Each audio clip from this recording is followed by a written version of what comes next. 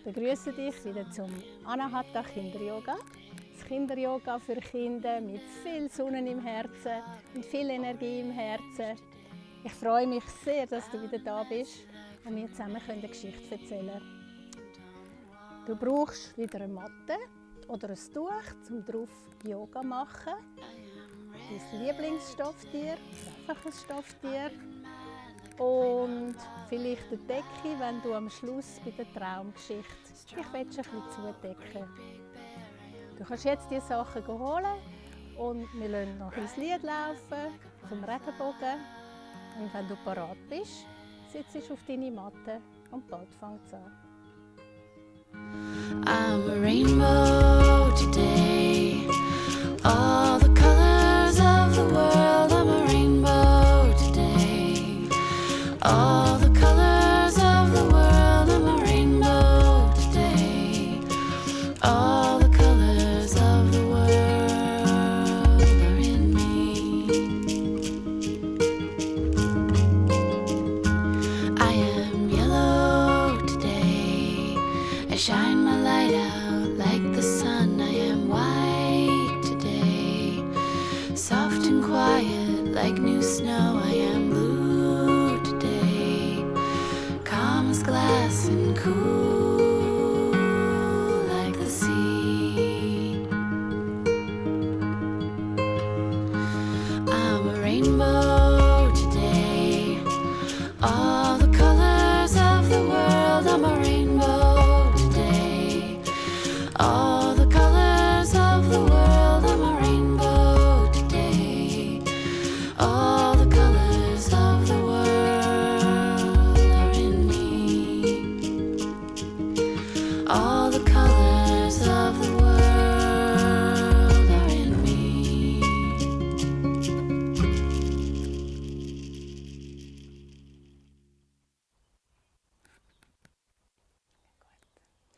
Ganz am Anfang vom Kinder-Yoga schlage ich ja immer Klangschalen anschlagen, weil die so einen schönen Ton hat.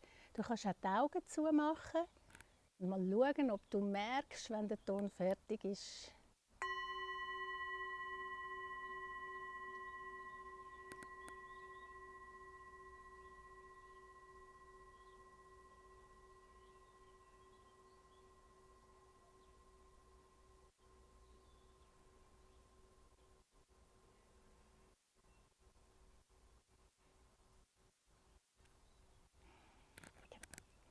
Jetzt ist er fertig. Jetzt hört man nichts mehr. Ja, und wir wollen uns natürlich auch begrüßen mit dem Namaste-Lied. Vielleicht erinnert ihr euch, zuerst gehen die Blumen auf, wieder zu beim Ausschnaufen, beim Einschnaufen auf, beim Ausschnaufen zu. Dann kommt Namaste und dann kommt die Sonne, die aufgeht, nochmal die Blümchen und nochmal Namaste. Es ist ganz einfach. Ich muss hier nur ein bisschen Platz machen. Genau. Dann können wir anfangen.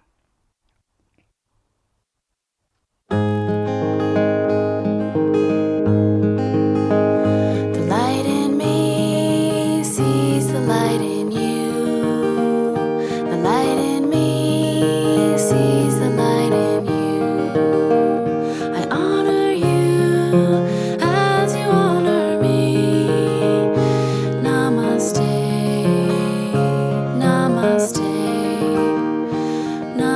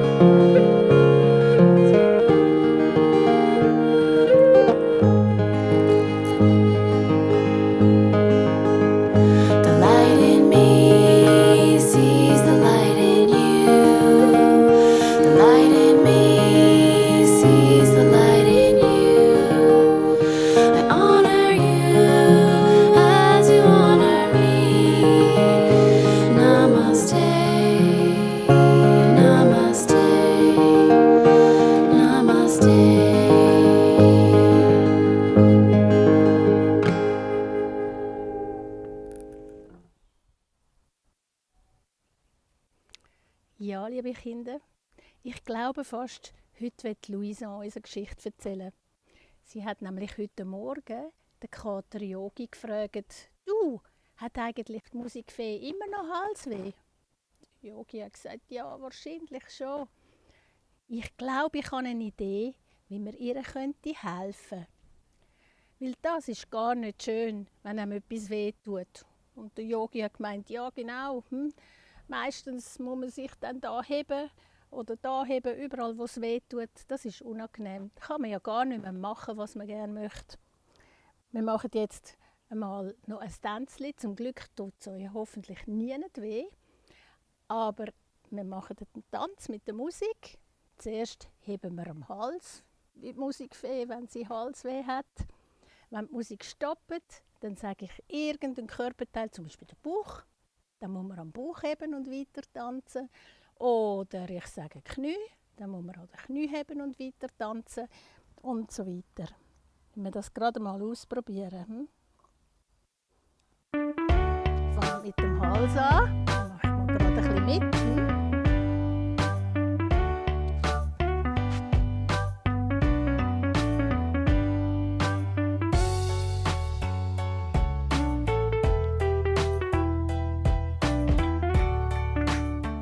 Und jetzt der Bauch.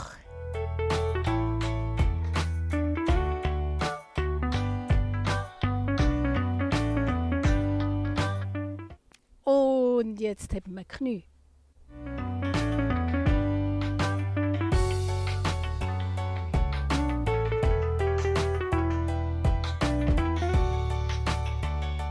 Und jetzt tut der Rücken weh. Dann wir mit dem Rücken heben weiter den Tanzen. Wir können immer weiter tanzen. Und jetzt sind die Knie dran.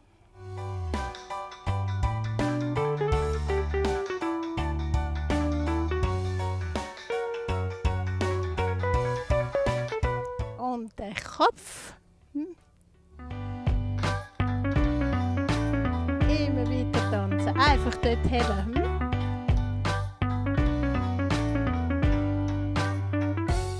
Die Schultern.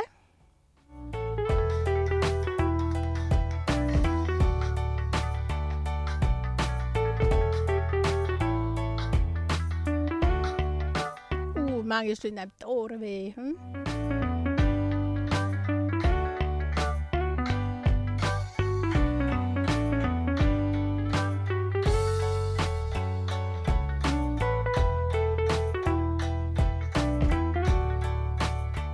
Und einmal noch die Füße. Oben weiter tanzen. Füße heben und tanzen.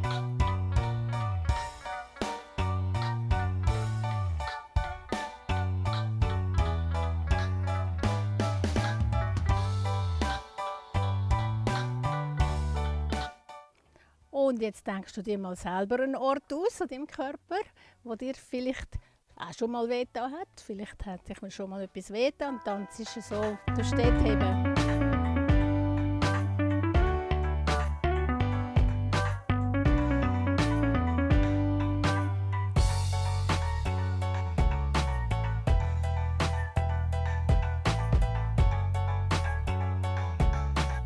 Und jetzt tanzen wir noch und es tut der Reihe nach überall weh, fangen wir am Kopf an.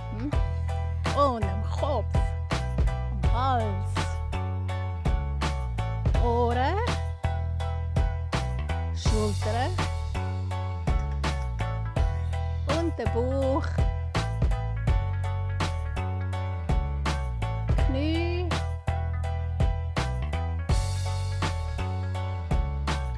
Füße.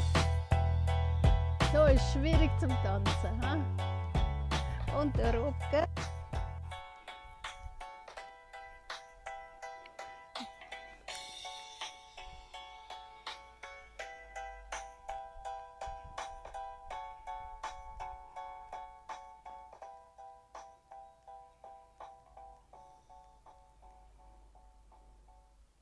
So. Gut. Ja. Luisa hat nämlich erzählen, dass sie mal vor ein paar Jahren wollte auf Indien fliegen. Also sie ist auf Indien geflogen, weil Louison hat ihren Freund besuchen, den kleinen Yogi. Und sie hat gesagt, ich hätte so gerne Elefanten reiten oder Kamel reiten und die schönen Gewürze, die farbigen sehen in Indien. Und ganz, ganz viel Yoga lernen.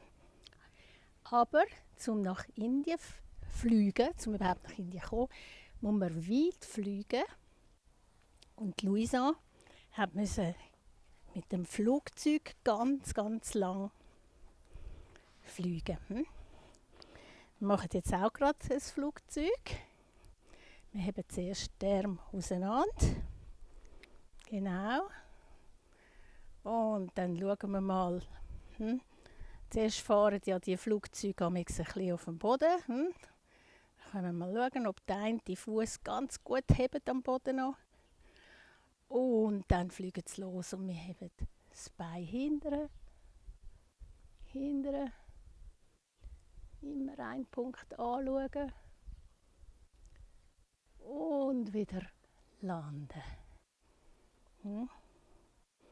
Ich probiere es mal auf diese Seite, dass ihr es besser seht. Wir heben zuerst das Bein, jetzt mal schauen, dass ich den Yogi nicht fortschütte. Wir heben zuerst das Bein ein bisschen hinten, dann die Arme raus, das sind die grossen Flügel vom Flugzeug. Und dann kommt das Bein hinten. Immer neu mit anschauen. Vielleicht könnt ihr das Stofftierchen wieder anstellen. Und ganz lang fliegen. Und wenn man ankommt, kann man wieder runter. Genau. Ganz, ganz lang hat Louison fliegen. Und wo sie angekommen ist in Indien, ist es ihr gar nicht so gut gegangen. Weil von der Klimaanlage im Flugzeug hat sie eben ganz fest Halsweh bekommen. Genau wie die Feenmusik, wie die Musikfee. Und dann war sie ganz schwach und traurig und krank. Der kleine Yogi, ihr Freund, hat gesagt, du musst nicht traurig sein. Du musst stark sein wie ein Held, dann wirst du bald wieder gesund. Glaub mir, das hilft dir sicher. Louison hat gesagt, ich weiss aber nicht, wie man mutig ist wie ein Held. Ich bin kein Held. Ich bin nur ein kleines Mädchen. Und ich fühle mich nicht gross und stark und mutig. Der kleine Yogi hat zu der Louison gesagt, ich zeige dir, wie das geht. Steht noch mal auf. Wir wollen das gerade einmal machen, was die Louison dort gelernt hat. Sie tut uns zuschauen, ob wir es richtig machen. Genau. Zuerst gehen wir ein bisschen vorne ab die Matte. Ich muss schauen, dass ich nicht zu weit vorne gehe, dass ihr mich noch gut seht. Gut. Dann hat gesagt, zuerst machst du mal einen grossen Schritt hinterher. Und du schaust nach vorne und stossest fest im Boden mit diesen Beinen. Fest in den Boden stossen. Und dann geht der Arm rauf und du machst dich gross und stark und mutig wie ein Held. Louison hat sich schon ein bisschen besser gefühlt. Und dann hat der kleine Yogi gesagt, dann musst du das Halsweh-Monster noch runterschiessen. Du gehst ein bisschen mit den Armen runter, schaust über den Arm und zielst auf das Halsweh-Monster. Und dann mit einem unsichtbaren Pfeilbogen ziehen wir an und und dann geht es dem Halsweh-Monster schon ein bisschen schlechter. Genau. Wir machen es noch mit dem anderen Bein. Zuerst einen grossen Schritt hinterher. Immer noch der Vorderfuß, der schaut gerade. Das Bein ist Knie, das Hinterbein ist ganz gestreckt. Ich zeige es euch mal so. Genau, so sieht das aus. Das vordere Bein hat das Knie, ist ein bisschen gebogen. Und das Hinterbein ist ganz gestreckt, dass man da fest reinstoßen kann. Genau, dann mache ich es nochmal vorne.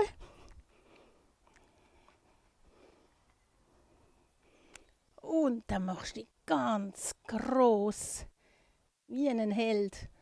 und mutig und stark. Und wir tun die Arme ein bisschen runter. Einer schaut nach vorne, einer nach hinten. Und wir zielen auf das Halswehmonster, das wir nicht mehr wollen. He? Und dann ziehen wir den unsichtbaren Pfeilbogen an. Und schon sind wir wieder da angekommen. Louisa hat das gemacht dort. Und schon hat sie sich ein bisschen besser gefühlt. Auf jeden Fall nicht mehr so schwach, nicht mehr so krank und nicht mehr so traurig. Er sagt, jetzt geht es mir schon ein bisschen besser. Aber das Halsweh habe ich gleich noch. Und der kleine Yogi, ihr Freund, hat gesagt, ich schenke dir etwas. Ich schenke dir einen Stein. Ein Stein, das ist wie ein Zauberstein. Den kann man nämlich auf den Hals legen und dann tut er am Hals gut. Dann geht das Halsweh ein bisschen weg. Die Louisa hat den Stein immer bei sich im Säckchen. Ja wirklich, das finde ich dann toll. Vielleicht könnte man den ja der Musikfee bringen. Ja klar, hat Louisa gesagt. Das meine ich ja. Ich habe ihn immer im Säckchen. Dann wollen wir mal schauen, wie der Stein aussieht. Das ist ein schöner, runder Stein. Und wenn man, er sieht jetzt ein bisschen weiss aus. Aber wenn man ganz genau anschaut, ist er ein bisschen hellblau. Der Stein heisst Chalcedon. Das ist genau gut für den Hals, wenn man ihn dort anlegt, wenn man ein bisschen heiser ist oder Halsweh hat. Oder man möchte ganz gut singen.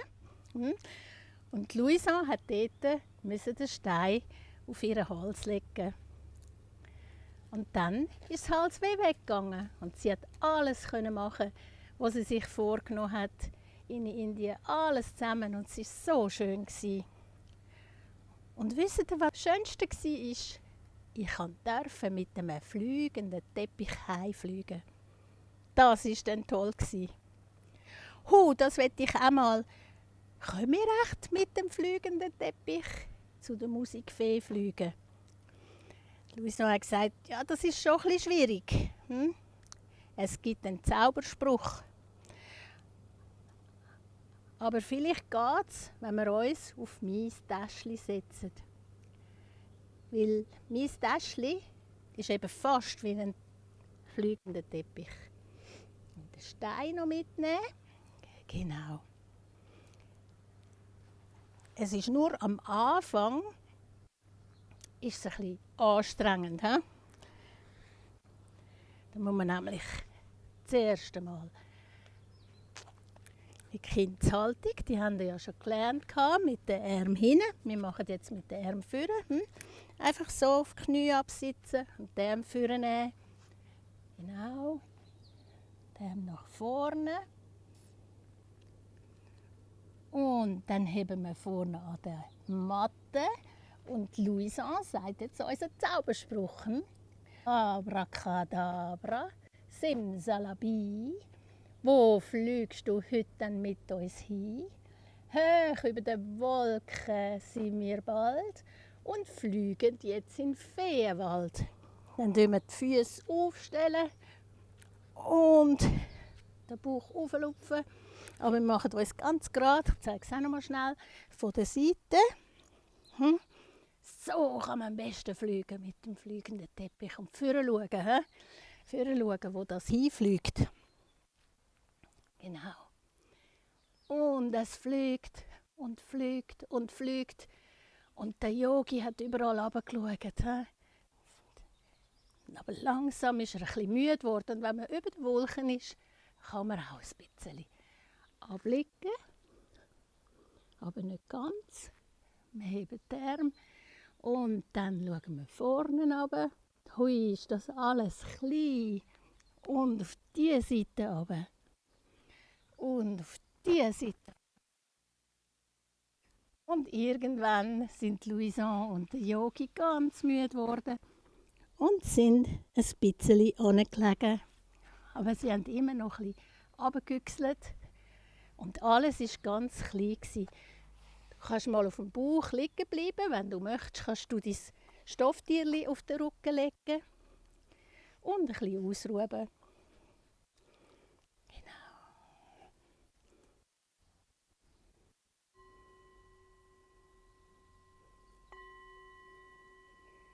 Die Häuser sind ganz winzig klein geworden. Und auch die Bäume waren gar nicht mehr so gross gewesen, sondern haben ausgesehen wie kleine Gebüsche. Und die Flüsse und die Seen und das Wasser überall hat man noch ein bisschen fliessen.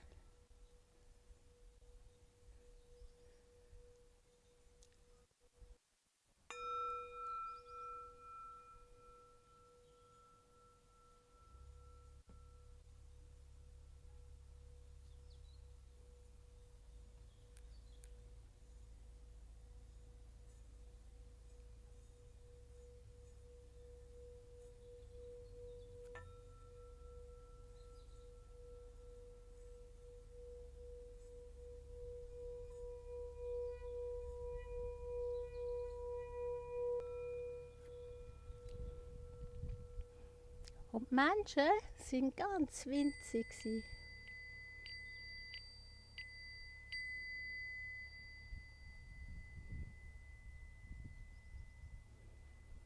Langsam ist der fliegende Teppich wieder gesunken. Und noch ein bisschen gesunken. Und noch ein bisschen gesunken.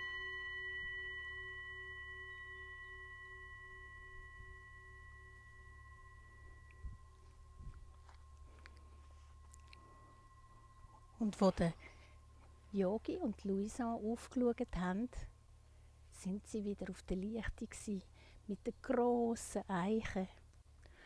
Und schon bald haben sie ihre Freunde wieder gesehen, nämlich Tigeli. Ich mache das wieder seitwärts, dass du gut siehst.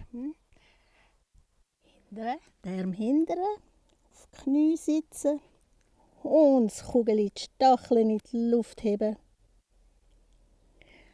Aber sie haben nicht nur Tigeli gesehen, natürlich auch die Häsli. Wir hinten die Arme verschränken, wie das letzte Mal. Festheben und die Arme strecken. Und wir gehen runter. Ups, jetzt hat Platz. So. Den Kopf. Und die Ohren aufstrecken. Und zuoberst, in der Baumkrone, haben sie natürlich auch die Vögel wieder gesehen. Die sind geflattert und geflogen. Und als der Yogi und Luisa gesehen haben, sind sie gerade auf einen Ast gesessen und haben ein Liedli gesungen. Wisst ihr noch, wie sie absitzen? Wir gehen zwischen den Beinen durch und wenn es noch nicht so beweglich ist, kann man vorne an den Füßen heben oder an den Fersen oder wenn man es schon ganz gut kann, rund um die Beine vorne die Hände auf die Füße legen. Aber langsam sind die Waldtierchen auch schon ein bisschen müde geworden. Es war schon gegen Abend. Und sie haben sich aneinander gekuschelt, haben sich parat machen, dass der Uhu die CD anschalten von der Musikfee. Aber der Kater Yogi und Luisa haben gesagt, stopp, stopp, wir haben doch einen Heilstein für die Musikfee. Den muss sie nämlich nur auf den Hals legen und dann wird sie wieder gesund. Alle Tierchen sind gerannt und haben gesagt, wir müssen die Musikfee holen, wir müssen die Musikfee holen. Und sie sind gerannt und gerannt. Und alle haben geholfen, das Bett von der Musikfee zu der Lichtung zu bringen. Da liegt sie ja immer noch, unsere Musikfee. Und Luisa ist gegangen und hat gesagt, schau mal, liebe Musikfee, leg dir den Stein da an den Hals. Und sicher kannst du heute die Waldtierli wieder selber in den Schlaf singen. Alle sind abgelegen, natürlich der Yogi, der Kater Yogi zu den Tierli. Die Louisanne legt sich auf ihr Täschchen. Plötzlich hat die Musikfee wieder singen. Vielleicht hörst du sie jetzt dann auch.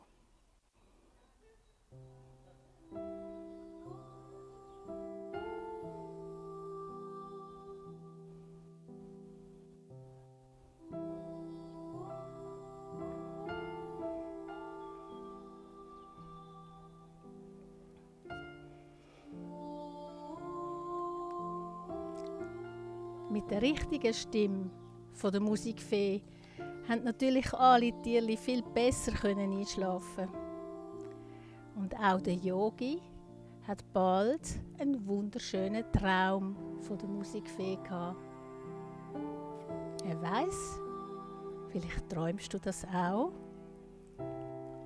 Schliess deine Augen und wird ganz still. Stell dir vor, die Musikfee hätte dir ein bisschen Feenstaub gegeben. Du hebst ihn in der Hand und schaust ihn an. Wenn du deine Hand aufmachst, dann glitzert es silbrig und goldig in deiner Hand. Es ist fast, als würden Tausende von kleinen Lichtchen in deiner Hand sein. Das ist ein Zauberstaub, den nur die Musikfee hat. Und auf jeden Teil vom Körper, wo du den streust, der Körperteil wird ganz still und ganz müde. Fang damit an, ein bisschen Staub auf deine Füße zu streuen. Und die Zauberkraft von dem Feenstaub macht deine Füße ganz schwer und ruhig. Streu noch ein bisschen von dem Glitzerstaub auf deine Beine. Und du fühlst, wie auch deine Beine schwer und ruhig werden. Jetzt streust du noch ein bisschen Feenstaub auf deinen Bauch und auf deine Brust. Und alles entspannt sich und kommt zur Ruhe.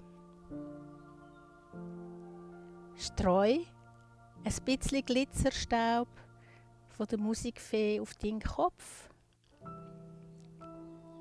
Und du wirst ganz müde und schläfrig. Alle Muskeln und alle Gedanken werden ruhig. Du hast noch ein bisschen Feenstaub übrig. Und der Rest, den streust du auf deine Arme und deine Hände. Und auch die werden ganz schwer und entspannen sich. Der Zauberstaub hat jetzt deinen ganzen Körper zur Ruhe gebracht. Und auch dein Kopf ist ganz müde und ganz still. Und du fängst an zu träumen. Und fast könntest auch einschlafen. So wie es dir gerade gefällt. Du kannst, wenn du schon im Bett liegst und jetzt gehst du schlafen, gerade liegen bleiben. Aber wenn es jetzt nicht Abend ist, dann kannst du mal tief einschnaufen und wieder aus. Und du sagst im Kopf, ich bin ganz still.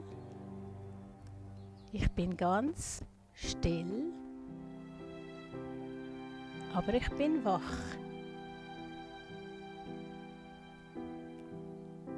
Und wenn du jetzt wieder aufstehen und mit dem Spielen weitermachen, dann beweg deine Finger und deine Zehen ganz fein und streck dich aus, mach dich ganz lang. Und dann machst du langsam deine Augen auf. Und du bist wieder da, vielleicht in deinem Zimmer oder in deiner Stube.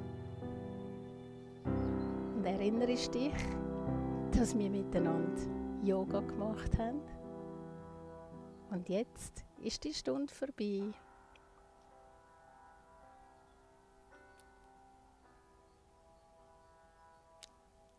Es bleibt mir nur noch zu sagen,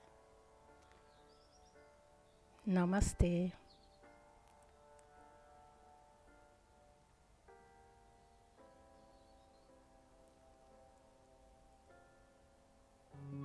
Es hat mich gefreut, dass du da bist. Und ich wünsche dir noch einen schönen Rest vom Tag. Dies Anahata Kinderyoga. Gloomy and damp like a morning fog. I am orange today. Loud and messy like finger paint on the wall. I am red today. Hopping mad like a playground ball. I am black today. Strong and tall, a great big bear. I am purple today. Bright and happy like a butterfly in the air.